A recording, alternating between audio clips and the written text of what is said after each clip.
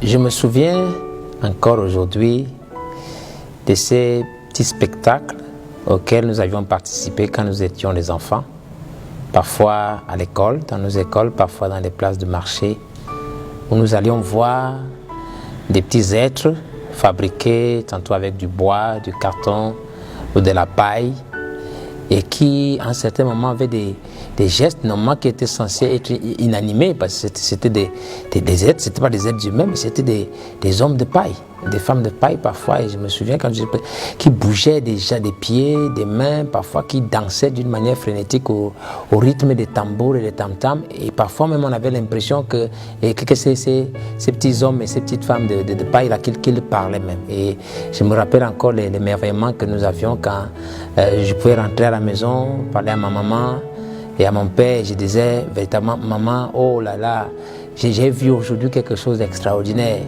J'ai vu des hommes et des femmes de paille qui dansaient.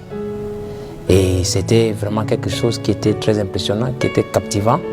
Et voilà, c'est plus tard que j'avais compris que c'était un spectacle de marionnettistes. Et donc, nous nous rendions compte de l'émerveillement que cela produisait en nous. Et devenu plus grand aujourd'hui, en fait, j'ai le sentiment véritablement vague, mais ce n'est plus le même effet sur moi. J'ai toujours ce sentiment encore en regardant les gens autour de moi, des hommes et des femmes, et tout ça, en voyant avec la compréhension de l'esprit que le Seigneur a ouvert en nous. J'ai le sentiment véritablement en parcourant les rues encore, partout où nous allons, que nous voyons toujours et encore des hommes et des femmes de paille qui dansent.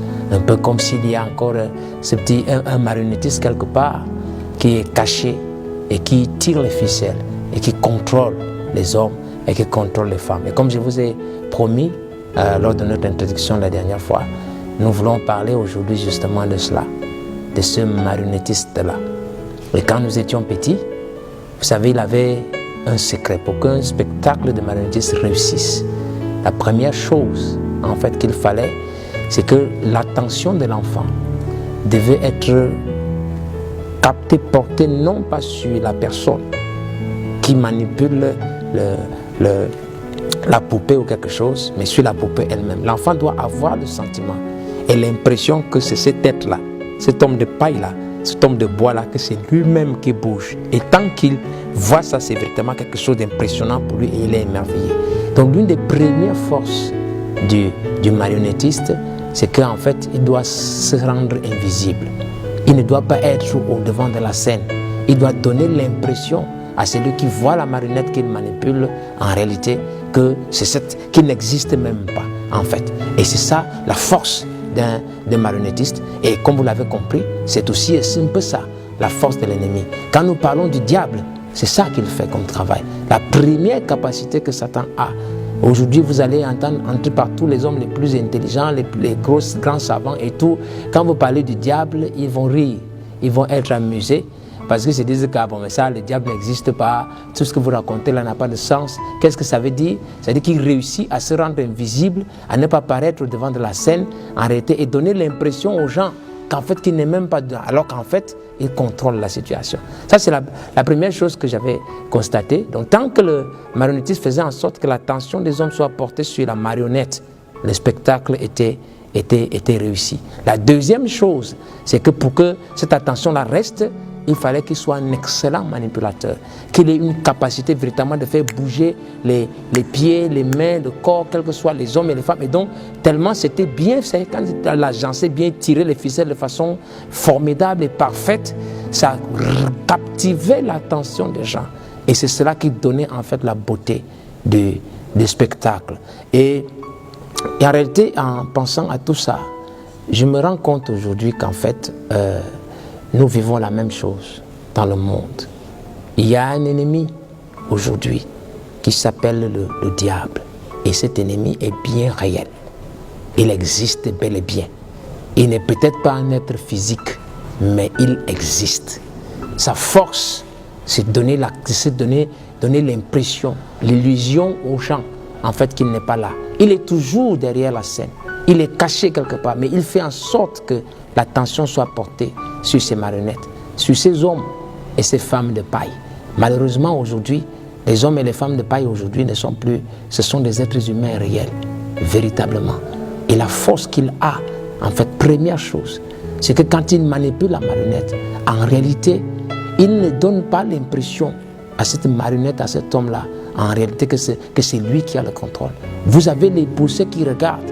Quand je vois mon frère, quand je vois ma soeur, j'ai toujours l'impression que c'est elle. Et si c'est même moi-même qui suis manipulé, j'aurais l'impression même que c'est moi-même qui agis de mon propre chef. Ça, c'est ce qu'on appelle un bon marionnettiste qui est en train de faire son travail. La deuxième chose, comme je l'ai dit tout à l'heure, il doit être un excellent manipulateur.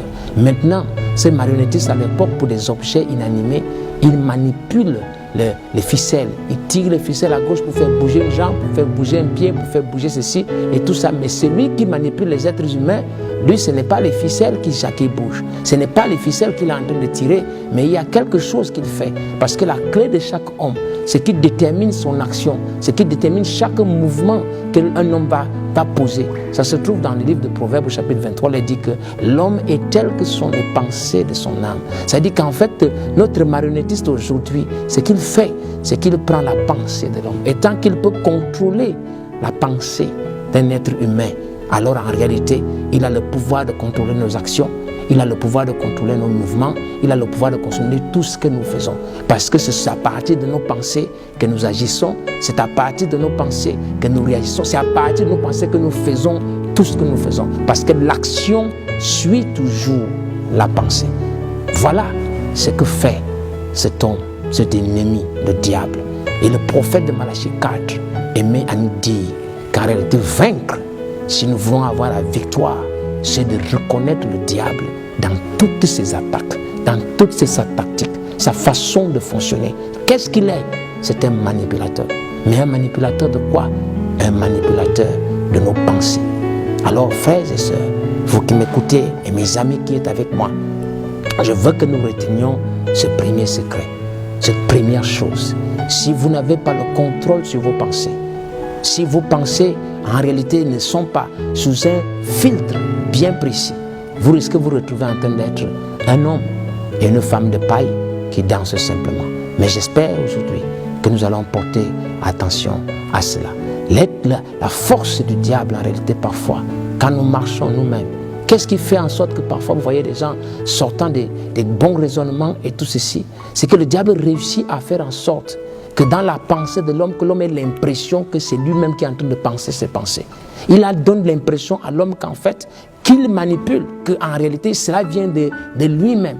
Et donc, quand il sait que cela vient quand je sais que ça vient de moi-même, c'est ce qui fait que je me justifie, parce que je m'identifie aux actions que je pose. Alors qu'en m'identifiant à ces actions-là, en réalité, en le faisant, je fais en sorte que la personne qui me contrôle derrière ne soit pas visible. Et donc, elle peut agir librement. Et le but final, en réalité, comme nous disions, c'est que quand le marionnettiste contrôle vos pensées, c'est pour avoir l'accès à votre âme. Parce qu'il a été dit, comme nous avons lu tout à l'heure, que l'homme est tel que sont les pensées de son âme. Donc s'il introduit dans votre âme de nouvelles pensées, il a le contrôle sur vous, il a le contrôle sur votre âme, il a le contrôle sur la ressource la plus importante que l'être humain puisse obtenir.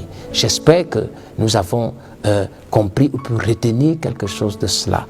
Le diable, ce qui fait sa force, c'est qu'il reste invisible.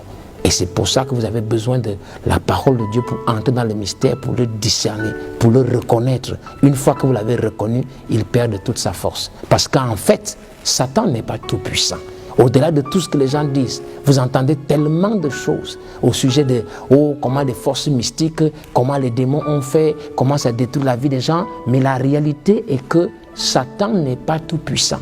La seule personne qui soit toute puissante, c'est le Dieu qui a créé le ciel et la terre et tout l'univers. Et la deuxième personne à côté de ça, c'est le croyant. Donc un croyant, vous êtes même plus puissant que le diable lui-même. Mais vous devez le savoir. Parce qu'une fois que vous avez la connaissance, cela vous donne la liberté. Alors qu'est-ce que nous devons savoir avant que nous devons nous séparer aujourd'hui? C'est que tant que Dieu a le contrôle de vos pensées, Satan est impuissant devant vous. Il ne peut pas vous manipuler. Il ne peut pas vous contrôler. Et c'est pour cela que je reviens sur ce que nous avons vu la dernière fois, à notre dernière vidéo, cette écriture qui dit « Fils de l'homme, garde ton cœur plus que toute autre chose, car de lui viennent les sources de la vie. » Et comment dois-tu garder ton cœur? Par les pensées qui y entrent, par les pensées que tu laisses entrer en toi. Parce qu'avant que tu n'agisses, il faut que tu penses d'abord. Et si Satan réussit à t'introduire une pensée qui vient de lui, toutes les actions que tu poseras seront contrôlées par lui. Tu seras juste un homme et une femme de paille qui danse, qui parle, mais en réalité, en fait, il y a quelqu'un d'autre qui a le contrôle. Et c'est pour ça que l'apôtre Paul encore disait, j'aime beaucoup cette écriture, mais je vais vous la rappeler aujourd'hui, que nous devons être transformés par le renouvellement de notre intelligence. Notre façon de penser doit changer. Une fois que nous avons la bonne façon de penser, donc afin que nous discernions ce qui est bon, agréable et parfait, une fois que nous pensons correctement, je vous assure, quelle que soit la force du diable, il a une grande force de destruction, mais le Satan sera impuissant devant vous. Voilà la liberté des fils de Dieu. Voilà la liberté des filles de Dieu. Saisissez cela aujourd'hui et nous nous retrouverons pour continuer dans notre série la semaine prochaine. Mais entre-temps, recevez encore mon affection et mon amour chrétien et que Dieu vous bénisse richement.